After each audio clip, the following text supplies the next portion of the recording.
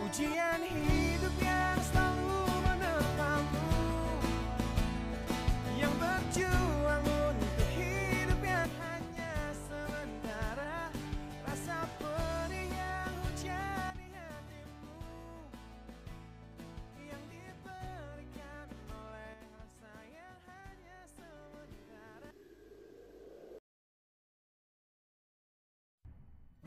Assalamualaikum warahmatullahi wabarakatuh. Saya Lisa Umami dengan NIM 1806617 akan menjelaskan tentang latar belakang ulasan naskah akademik Rancangan Peraturan Daerah Kabupaten Bandung tentang pengelolaan air limbah bahan berbahaya dan beracun. Bahan berbahaya dan beracun adalah semua bahan atau senyawa baik padat, cair maupun gas memiliki potensi mengakibatkan kerusakan pada kesehatan manusia dan lingkungan akibat beberapa karakter yang dipunyai senyawa itu. Efek limbah B3 terhadap kesehatan manusia berupa efek akut dan efek kronis. Efek akut meliputi kerusakan saraf, kerusakan sistem pencernaan, kerusakan sistem kardiovaskuler, kerusakan sistem pernafasan, penyakit kulit, dan bahkan kematian. Sedangkan efek kronis dapat meliputi efek karsinogenik, pendorong terjadinya kanker, selanjutnya ada efek mutagenik, pendorong mutasi sel tubuh, selanjutnya ada efek teratogenik, pendorong terjadinya cacat bawaan dan kerusakan sistem reproduksi. Menurut Setiono, limbah B3 yang dibuang langsung ke lingkungan dapat menimbulkan dampak negatif yang sangat besar dan bersifat akumulatif, sehingga kadarnya makin lama akan makin meningkat. Karena sifat persisten dari bahan B3, maka dampak yang timbul dapat berantai mengikuti proses pengangkutan sirkulasi dan bahan daring jaring rantai makanan. Pencemaran limbah B3 di Indonesia sudah sangat memprihatinkan. Kasus tersebut dikarenakan industri tidak mengelola limbah dengan baik sebelum dibuang sehingga mencemari ekosistem sungai dan lahan pertanian di sekitar industri. Dua di antara kasus pencemaran limbah B3 di Indonesia yakni kasus di Jawa Timur dan di Jawa Barat.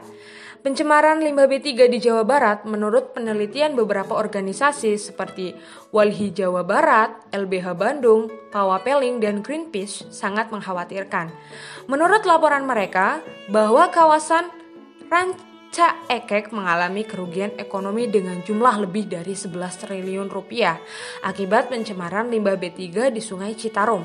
Kerugian tersebut meliputi berbagai bidang, diantaranya bidang pertanian, perikanan, peternakan, dan kesehatan. Setidaknya ada 900 hektar lahan pertanian tercemar oleh limbah. Greenpeace Indonesia 2016. Pengelolaan limbah B3 di Kabupaten Bandung sebenarnya sudah memiliki landasan hukum berupa Peraturan Daerah Kabupaten Bandung Nomor 06 Tahun 2010 tentang pengendalian pengelolaan limbah bahan berbahaya dan beracun. Namun demikian, seiring dengan perkembangan peraturan perundang-undangan pengelolaan limbah B3 saat ini, yaitu yang ditandai dengan penetapan Undang-Undang Nomor 23 Tahun 2014 tentang pemerintah daerah dan peraturan pemerintah Nomor 101 Tahun 2014 tentang pengelolaan limbah bahan berbahaya dan beracun. Selain peraturan perundang-undangan sebagaimana dimaksud bahwa pengelolaan limbah B3 sudah secara tegas disebutkan dalam Agenda 21 Indonesia. Strategi nasional untuk pembangunan berkelanjutan dan sebagai pelaksanaan dari Pasal 59 Ayat 7 Undang-Undang Nomor 32 Tahun 2009 tentang Perlindungan dan Pengelolaan Lingkungan Hidup, Dinas Lingkungan Hidup Kabupaten Bandung 2017 mengingat resiko yang diakibatkan, maka pengelolaan limbah B3 perlu dikendalikan secara berkelanjutan dan terpadu agar tidak menimbulkan kerugian terhadap kesehatan manusia, makhluk hidup lainnya, dan lingkungan hidup. Setelah adanya naskah akademik Rancangan Peraturan Daerah Kabupaten Bandung tentang pengelolaan air limbah bahan berbahaya dan beracun, perlu adanya ulasan kembali mengenai rancangan undang-undang ini. Diharapkan dengan adanya ulasan ini sekiranya mampu melengkapi kekurangan agar menjadi naskah akademik yang baik dan bermanfaat untuk kepentingan umum. Sekian dari saya, selanjutnya akan dilanjutkan oleh teman saya. Terima kasih. Saya Andin Gusining Tias dengan NIM 1807046 Di sini saya akan menjelaskan mengenai kajian teoritis dari ulasan naskah akademik rancangan peraturan daerah Kabupaten Bandung tentang pengelolaan air limbah bahan berbahaya dan beracun. Secara umum, limbah merupakan bahan sisa yang dihasilkan dari suatu kegiatan dan proses produksi, baik skala rumah tangga, industri, pertambangan, dan lain sebagainya. Limbah memiliki berbagai macam bentuk, baik itu berupa gas, debu, cairan, ataupun padat. Badan Pengendalian Dampak Lingkungan atau Bapedal pada tahun 1995 mengartikan bahwa limbah B3 adalah setiap bahan sisa suatu kegiatan proses produksi yang mengandung bahan berbahaya dan beracun atau B3 karena sifat toksik, flammability, reactivity, dan corrosivity serta konsentrasi atau jumlahnya yang baik secara langsung maupun tidak langsung dapat merusak, mencemarkan lingkungan, atau membahayakan kesehatan manusia. Contoh limbah B3 ialah logam berat seperti Al, Cr, Cd, Cu, Pb, Mn, Hg, dan Zn, serta zat kimia seperti pestisida, sianida, sulfate, fenol, dan lain sebagainya. Di dalam Peraturan Pemerintah Nomor 101 Tahun 2014 terdapat beberapa definisi mengenai limbah B3 yang perlu diperhatikan, yaitu 1. Bahan berbahaya dan beracun adalah zat energi dan atau komponen lain yang bersifat yang karena sifat konsentrasi dan atau jumlahnya baik secara langsung maupun tidak langsung dapat mencemarkan, merusak lingkungan hidup dan atau membahayakan lingkungan hidup, kesehatan, kelangsungan hidup manusia serta makhluk hidup lainnya. 2. Limbah adalah sisa suatu usaha dan atau kegiatan. 3. Limbah bahan berbahaya dan beracun yang selanjutnya disebut limbah B3 adalah sisa suatu usaha dan atau kegiatan yang mengandung B3. 4. Limbah bahan berbahaya dan beracun dari sumber spesifik khusus yang selanjutnya disebut limbah khusus adalah sisa suatu usaha dan atau kegiatan dan mengandung B3 yang memiliki toksitas rendah. Beberapa jenis limbah beracun terdiri dari: pertama, limbah mudah meledak atau eksplosif yang terdiri dari limbah dari pabrik yang menghasilkan bahan eksplosif dan limbah kimia khusus dari laboratorium seperti asam perikat, contohnya dari pabrik yang menghasilkan bahan eksplosif. 2. Limbah mudah terbakar yang memiliki karakteristik seperti gas yang mudah terbakar pada suhu tekanan normal, mengeluarkan gas yang mudah terbakar, mudah menyala, dan dapat menjadi panas atau meningkat suhunya dan terbakar karena kontak dengan udara yang temperatur ambien. 3. Limbah reaktif yang menyebabkan kebakaran karena melepaskan atau menerima oksigen yang tidak stabil dalam suhu tinggi. Keempat, limbah beracun adalah yang mengandung racun yang berbahaya bagi manusia dan lingkungan. Suatu sifat yang memiliki sifat racun bagi manusia yang menyebabkan keracunan atau sakit yang cukup serius apabila masuk ke dalam tubuh. Contohnya pestisida. Lalu yang terakhir, limbah yang menyebabkan infeksi, yaitu limbah laboratorium yang terinfeksi penyakit atau limbah yang mengandung kuman seperti bagian tubuh manusia yang diamputasi atau cairan tubuh manusia yang terkena infeksi. Limbah B3 tidak dapat begitu saja ditimbun, dibakar atau dibuang ke lingkungan karena mengandung bahan yang dapat membahayakan manusia dan makhluk hidup lain. Limbah ini memerlukan cara penanganan yang lebih khusus dibandingkan limbah yang bukan B3. Limbah B3 perlu diolah baik secara fisik, biologi maupun kimia sehingga menjadi tidak berbahaya atau berkurang daya racunnya. Setelah diolah, limbah B3 masih memerlukan metode pembuangan yang khusus mencegah resiko terjadi pencemaran. Pemanfaatan limbah B3 dapat dilakukan sebagai berikut: pemanfaatan limbah B3 sebagai substansi bahan baku, pemanfaatan limbah B3 sebagai substansi energi, dan pemanfaatan limbah B3 sesuai dengan perkembangan ilmu pengetahuan dan teknologi. Selain limbah B3, ada pula yang dinamakan dengan limbah medis atau rumah sakit. Limbah medis atau limbah rumah sakit merupakan sampah atau limbah yang dihasilkan oleh kegiatan rumah sakit dan kegiatan penunjang lainnya yang berhubungan dengan rumah sakit. Limbah klinis ini terdiri dari pertama, limbah benda tajam, yaitu objek atau alat yang memiliki sudut dan sisinya yang tajam atau bagian menonjol yang dapat memotong atau menusuk kulit seperti jarum, pelengkapan intravena, pecahan gelas, pisau bedah, dan lain sebagainya. 2. Limbah infeksius mencakup limbah yang berkaitan dengan si pasien yang memerlukan isolasi dari penyakit penularan. Limbah laboratorium ini berkaitan dengan pemeriksaan mikrobiologi dan poliklinik dan ruang perawatan atau isolasi penyakit menular. Biasanya meliputi organ, anggota badan lainnya, darah, dan cairan tubuh, biasanya yang dihasilkan dari pembedahan atau otopsi. Limbah kimia adalah limbah yang dihasilkan dari penggunaan bahan kimia dalam tindak medis, veterinari, laboratorium, proses sterilisasi, dan riset. Dan yang terakhir, limbah radioaktif adalah limbah yang terkontaminasi dengan radioisotope yang berasal dari penggunaan medis atau riset. Sedangkan ada pula yang dinamakan limbah non-klinis yang terdiri dari barang-barang bekas yang berasal dari kantor atau administrasi kerja, unit pelayanan seperti karton, kaleng, dan botol. Beberapa hal yang perlu dipertimbangkan dalam merumuskan kebijakan kodifikasi dengan warna yang menyangkut hal-hal berikut. Yang pertama, pemisahan pada limbah. 2. Penyimpanan limbah. 3. Penanganan limbah. 4. Pengangkutan limbah. 5. Pembuangan limbah. Mungkin sekian yang dapat saya sampaikan. Mohon maaf apabila ada kesalahan. Wassalamualaikum warahmatullahi wabarakatuh. Selanjutnya, saya akan membahas tentang kajian terhadap asas atau prinsip yang terkait dengan penyusunan norma. Yang pertama ada tentang kedudukan peraturan daerah.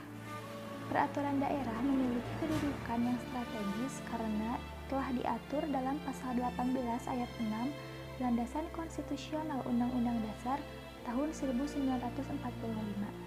Selain itu, peraturan daerah juga diatur dalam Undang-Undang Nomor 23 Tahun 2014 tentang Pemerintah Daerah menyebutkan bahwa pembentukan peraturan daerah dimaksudkan untuk melaksanakan tugas, wewenang, kewajiban, dan tanggung jawab serta atas dasar melaksanakan perintah peraturan perundang-undangan yang lebih tinggi, dan oleh karena itu ketentuan yang tertuang dalam peraturan daerah tidak boleh bertentangan dengan peraturan perundang-undangan yang lebih tinggi dan kepentingan umum serta peraturan daerah lainnya.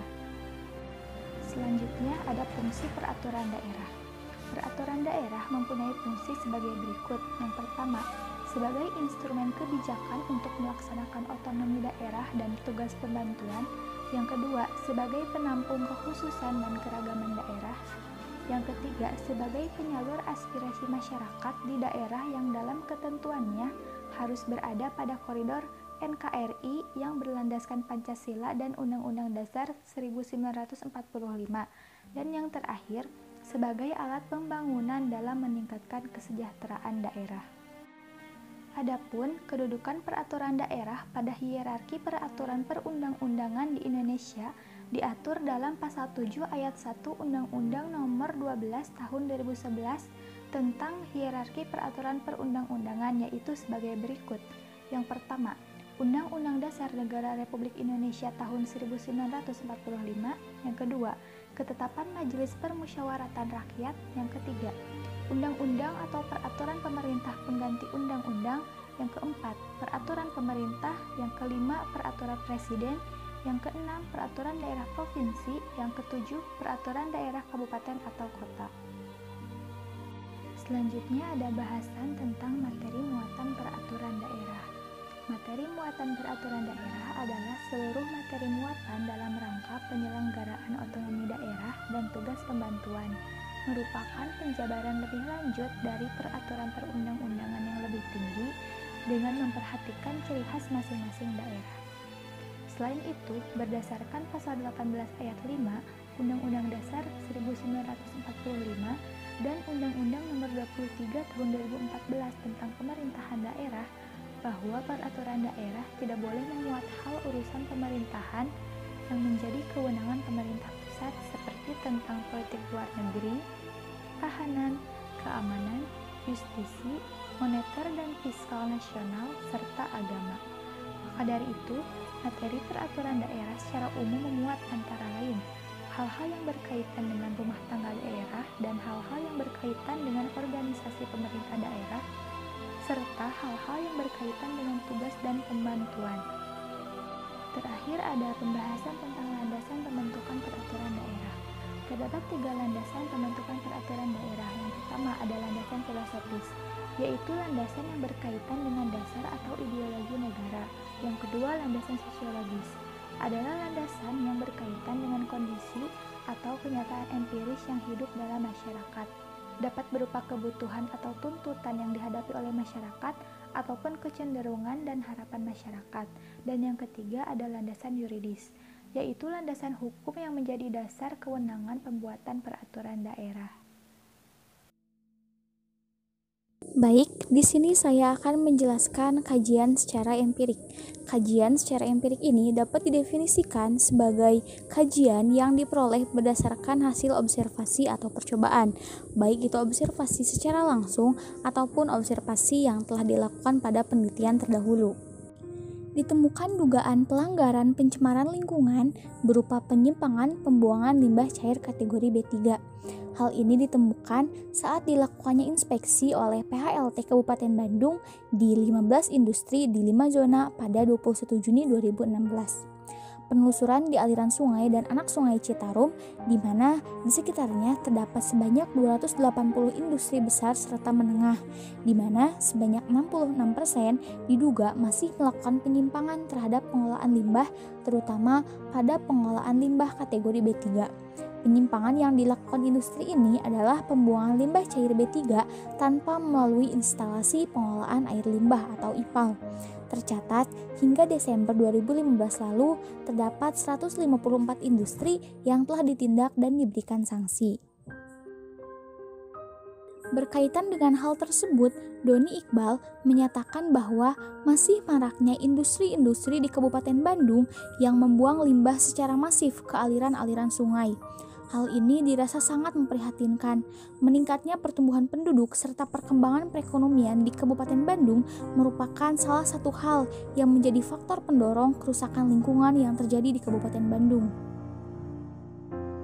Berdasarkan hasil penelitian Sunardi dan kawan-kawan pada tahun 2015 yang dirilis oleh Greenpeace Indonesia pada tahun 2016 menyebutkan beberapa kondisi sebagai akibat kegiatan industri dan pencemaran yang disebabkannya, yakni sebagai berikut. Yang pertama, biaya kerugian karena abai baku mutu. Besaran nilai kerugian karena abai baku mutu telah dikeluarkan oleh Kementerian Lingkungan Hidup pada tahun 2013, yang diantaranya meliputi biaya kerugian lingkungan akibat tidak optimalnya pengolahan air limbah. Selanjutnya, biaya kerugian lingkungan akibat sebagian besar IPAL terbuang ke lingkungan. Dan yang ketiga, biaya kerugian lingkungan karena sungai yang tercemar. Yang kedua adalah biaya remediasi. Biaya remediasi ini tergantung pada sensitivitas penduduk dan potensi dampak yang akan dirasakan berdasarkan jenis dan besar dampak dari kegiatan di masyarakat tersebut. Yang ketiga, biaya kerugian masyarakat di sektor pertanian. Diketahui bahwa desa-desa di Kabupaten Bandung dahulu merupakan salah satu lumbung padi di Jawa Barat dengan produktivitas gabah per hektarnya 75 kuintal atau 7,5 ton dengan intensitas panen 2-3 kali setahun. Namun, setelah pabrik berdiri, diketahui bahwa intensitas panen di lokasi tersebut mengalami penurunan menjadi 1-2 kali setahun dengan penurunan produktivitas hingga 97%. Yang keempat adalah kerugian masyarakat di sektor kesehatan. Tentunya, sebuah industri yang tidak bertanggung jawab dan menyebabkan kerusakan lingkungan dapat berakibat buruk bagi kondisi kesehatan di masyarakat sekitar. Kondisi sakit yang diderita penduduk akibat keadaan lingkungan yang buruk menyebabkan warga harus berkorban untuk mengeluarkan biaya pengobatan agar kembali sehat. Selanjutnya adalah kerugian masyarakat akibat kehilangan jasa air. Diketahui bahwa beberapa pabrik di Kabupaten Bandung memiliki outlet yang mengarah ke aliran sungai. Hal tersebut tentunya sangat berpengaruh akan pencemaran air di daerah tersebut, yang diantaranya air sungai di daerah tersebut menjadi berubah warna, berbau, dan bahkan beracun sehingga tidak bisa dikonsumsi oleh masyarakat. Selanjutnya adalah kerugian masyarakat akibat kehilangan pendapatan. Sejumlah 74,76% dari masyarakat menyatakan bahwa keberadaan industri membawa kerugian bagi masyarakat. Salah satu kerugian dari keberadaan industri adalah menurunnya kualitas lingkungan. Hal tersebut sangat berkaitan erat dengan masalah kesehatan, yang mana jika kondisi tubuh tidak sehat, maka masyarakat tidak bisa bekerja dan tidak bisa mendapatkan penghasilan. Selanjutnya adalah penurunan kualitas air. Warga berpendapat terjadi penurunan kualitas air yang drastis dari 87,38% air berkondisi baik, kemudian turun hingga 22,33% semenjak adanya pabrik. Kemudian penurunan kuantitas air. Warga berpendapat kuantitas air bersih yang tadinya sebesar 95,15% turun menjadi 49,5% setelah adanya pabrik-pabrik. Baik, selanjutnya adalah penurunan sumber air minum. Kondisi sumber air minum yang kurang baik di wilayah tersebut menyebabkan sumber air minum yang digunakan pada umumnya 88,35% berasal dari membeli dari penjual air bersih. Dan yang selanjutnya adalah kondisi udara di lingkungan. Kondisi udara yang terjadi di wilayah tersebut menunjukkan telah terjadi berbagai bentuk pencemaran lingkungan, yaitu bau asap, bau busuk dari limbah pabrik, dan bau busuk lainnya. Selanjutnya adalah banjir. Sebanyak 70,87% masyarakat mengatakan bahwa di wilayah tersebut sering terjadi banjir. Ketinggian banjir pun bisa mencapai antara 1-2 meter. Dan banjir tersebut sering terjadi setelah adanya pabrik-pabrik yang berdiri di wilayah tersebut. Kemudian yang terakhir adalah timbulnya berbagai macam penyakit. Akibat faktor lingkungan, kesehatan masyarakat bisa menurun. Berdasarkan hasil survei, diketahui berbagai penyakit yang diderita oleh masyarakat diantaranya sesak napas, penyakit kulit atau gatal-gatal, batuk atau pilek, demam, serta penyakit lainnya. Ya, assalamualaikum warahmatullahi wabarakatuh. Di sini saya akan menjelaskan tentang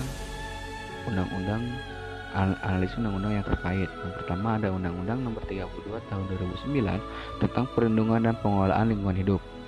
Nah, pengelolaan limbah B3 sebagai bagian dari pengelolaan lingkungan hidup memiliki tujuan yang sama, yaitu menjamin kesehatan, keselamatan, dan kehidupan manusia, menjamin kelangsungan hidup makhluk hidup dan kelestarian ekosistem, menjaga kelestarian fungsi lingkungan hidup, dan mencapai keselarasan dan keseimbangan lingkungan hidup.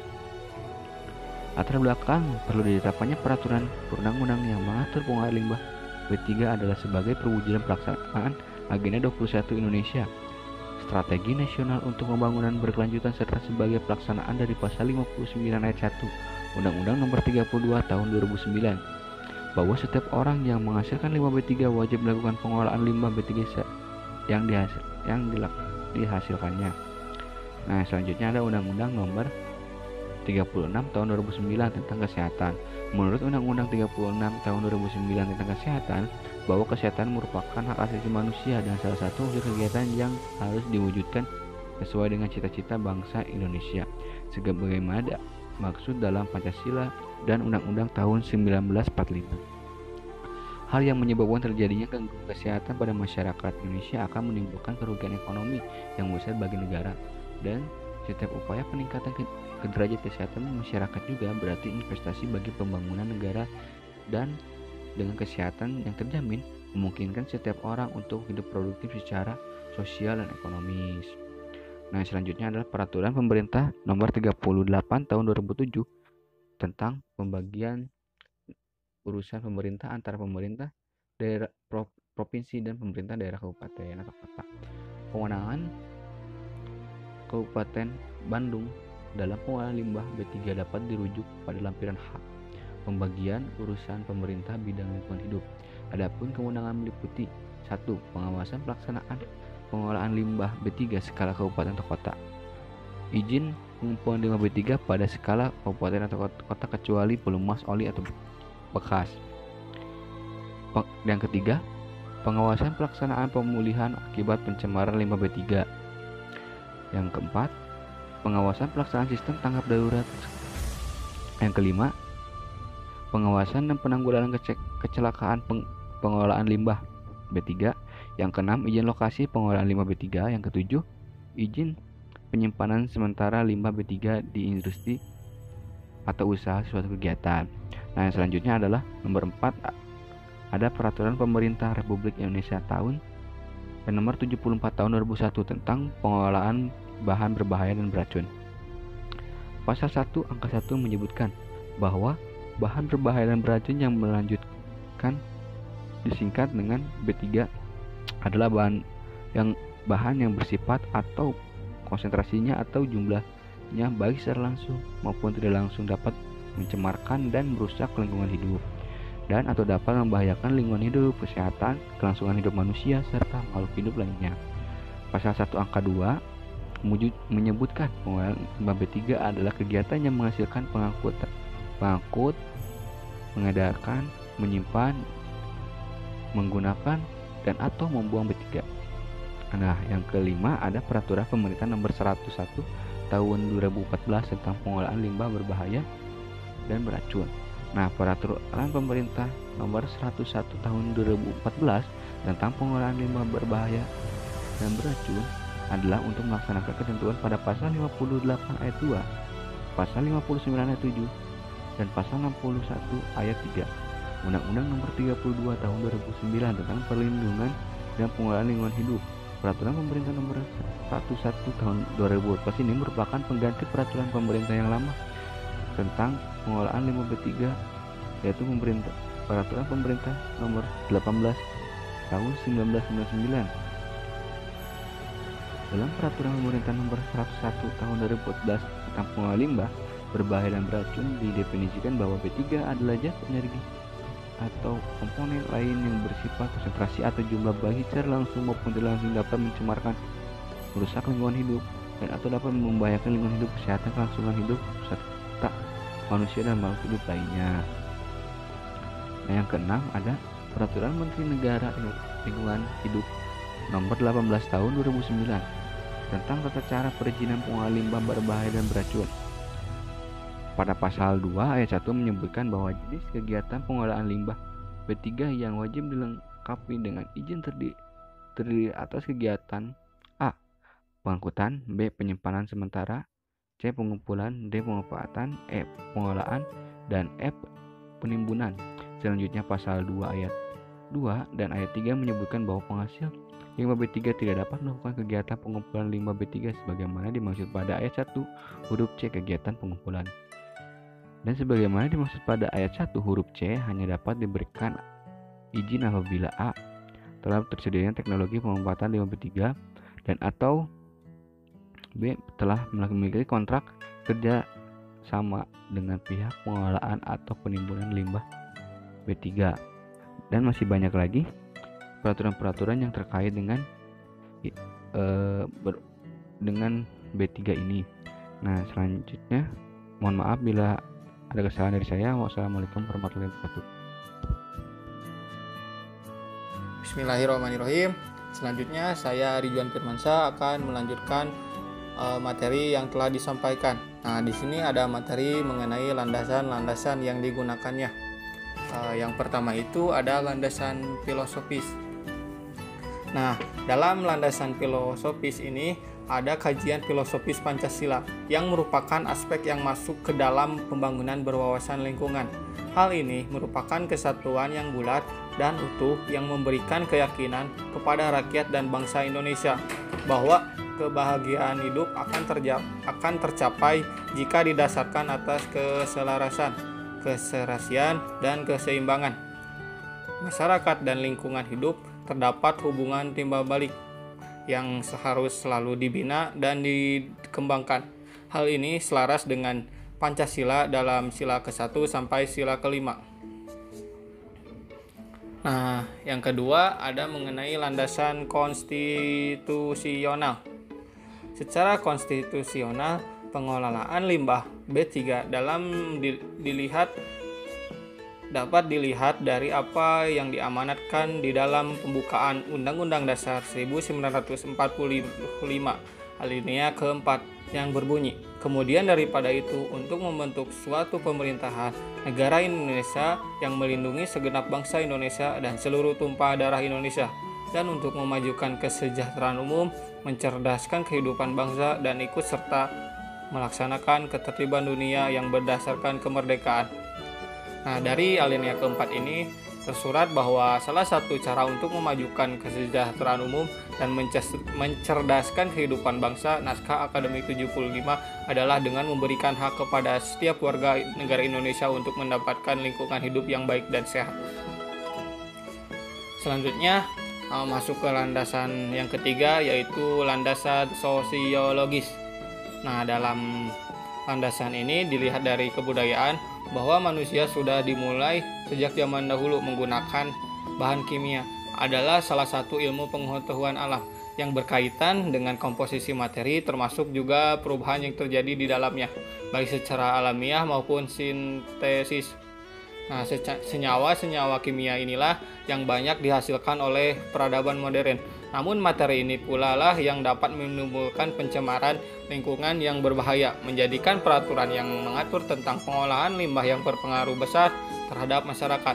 Nah, dalam uraian di atas bisa kita ambil garis besarnya ya, bahwa pola perilaku masyarakat ada banyak sekali yang merugikannya, menyebabkan masalah baru, yaitu tentang pencemaran yang dilakukan oleh manusia sendiri.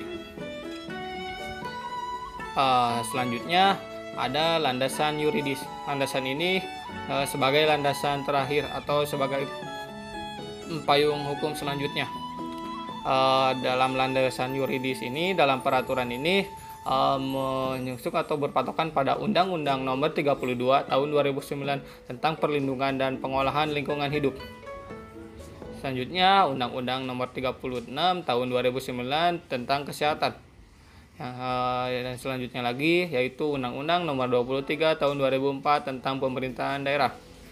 Yang keempat, Peraturan Pemerintah Nomor 38 Tahun 2007 tentang pembagian urusan pemerintahan antara pemerintah daerah provinsi dan pemerintah daerah kabupaten atau kota. Yang terakhir yaitu Peraturan Pemerintah Nomor 101 Tahun 2014 tentang pengolahan limbah bahan berbahaya dan beracun.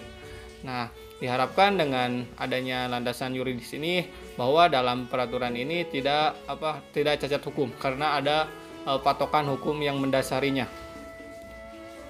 Dengan adanya landasan atau keempat landasan tadi, bahwa peraturan yang dibuat ini benar-benar sesuai apa yang dibutuhkan oleh masyarakat, sesuai aturan hukum, sesuai filosofis, dan sesuai konstitusi.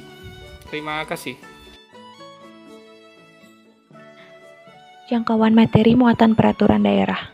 Arahan pengaturan daerah ini adalah mewujudkan lingkungan yang baik dan sehat melalui pengelolaan limbah B3 sesuai amanat peraturan perundang-undangan, dengan tujuan adalah meningkatkan upaya pelestarian lingkungan hidup, meningkatkan derajat kesehatan masyarakat, melindungi kualitas lingkungan dari pencemaran limbah B3, mendorong penyelenggaraannya limbah sistem pengelolaan B3, mengendalikan pengelolaan limbah B3.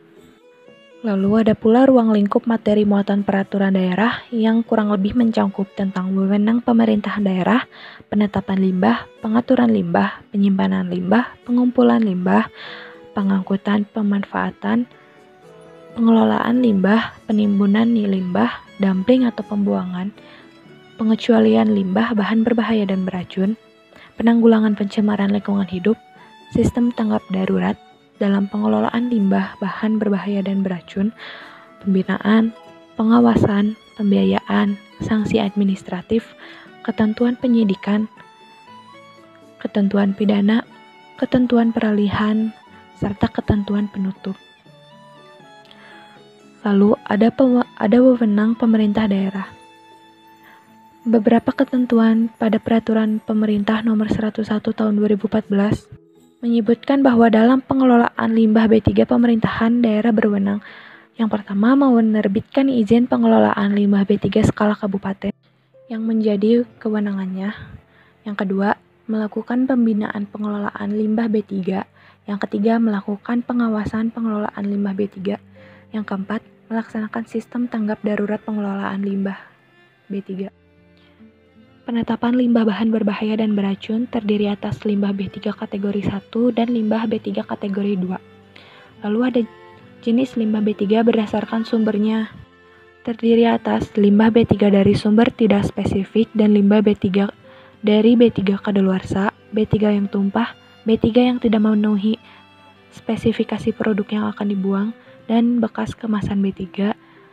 Dan yang terakhir, limbah B3 dari sumber spesifik, yaitu umum dan khusus.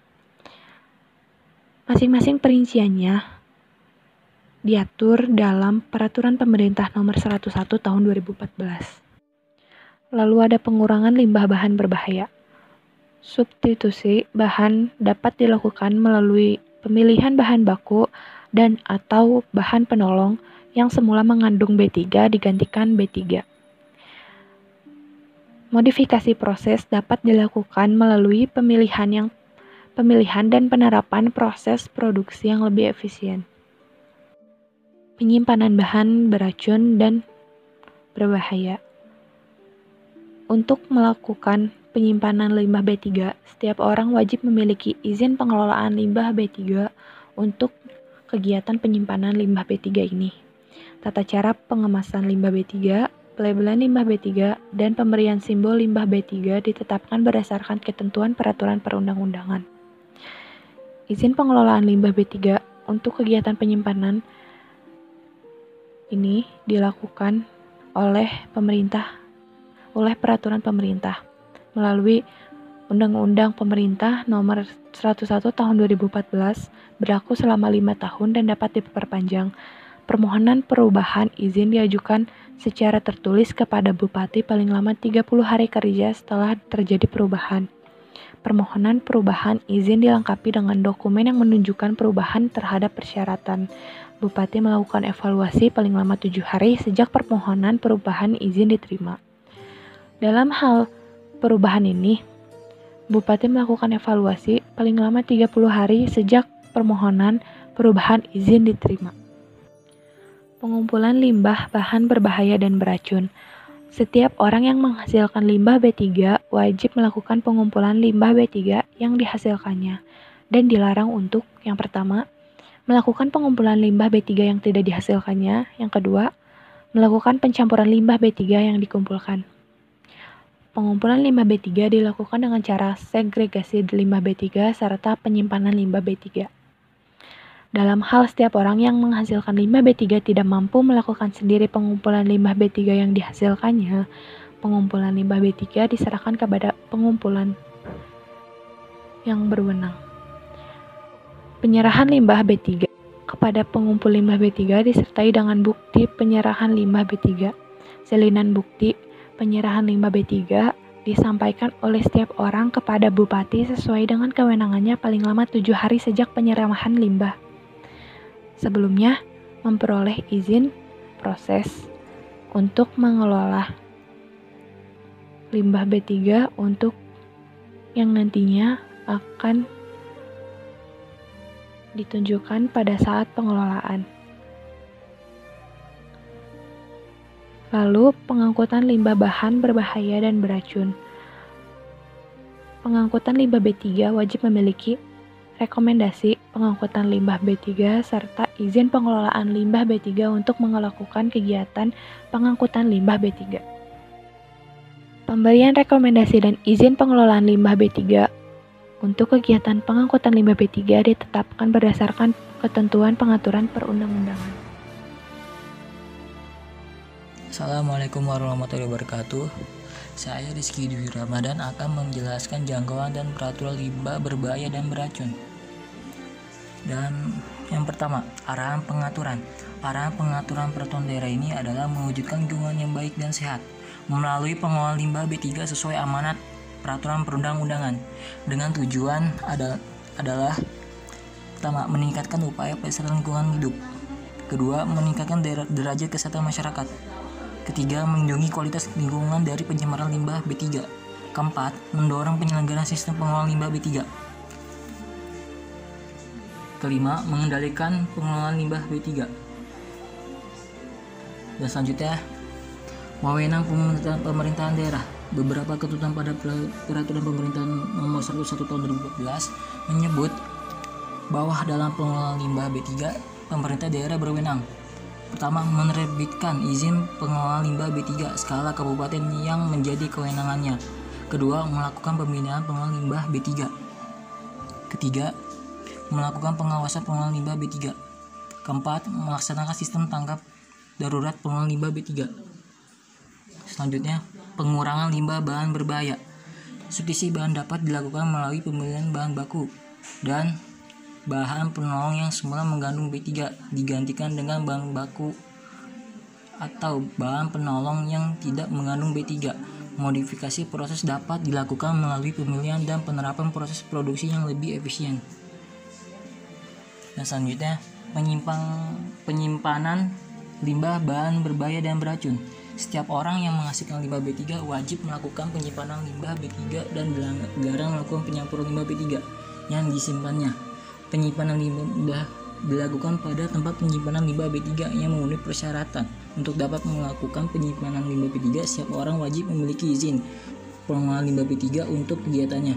Penyimpanan limbah B3, tata cara pengelolaan limbah B3, dan pemberian simbol limbah B3 ditetapkan berdasarkan ketentuan peraturan perundang-undangan. Izin pengelolaan limbah B3 untuk kegiatan penyimpanan limbah B3 yang diterbitkan menurut peraturan pemerintah nomor 11 tahun 2012 berlaku selama 5 tahun dan dapat diperpanjang. Dan yang terakhir ini, pengumpulan limbah bahan berbahaya dan beracun. Setiap orang yang menghasilkan limbah B3 wajib melakukan pengumpulan limbah B3 yang dihasilkan dan dilarang. Yang pertama, melakukan pengumpulan limbah B3 yang tidak dihasilkannya dan melakukan pencampuran limbah B3 yang dikumpulkan. Pengumpulan limbah B3 dilakukan dengan pertama, segregasi limbah B3 dan penyimpanan limbah B3. Dalam hal setiap orang yang menghasilkan limbah B3 tidak mampu melakukan sendiri pengumpulan limbah B3 yang dihasilkannya. Pengumpulan limbah B3 diserahkan kepada pengumpulan limbah B3. Penyerahan limbah B3 kepada pengumpulan limbah B3 disertai dengan bukti penyerahan limbah B3. Salinan bukti penyerahan limbah B3 disampaikan oleh setiap orang kepada bupati sesuai dengan kewenangannya paling lama 7 tahun hari sejak penyerahan limbah B3. Dan sekian dari saya, terima kasih.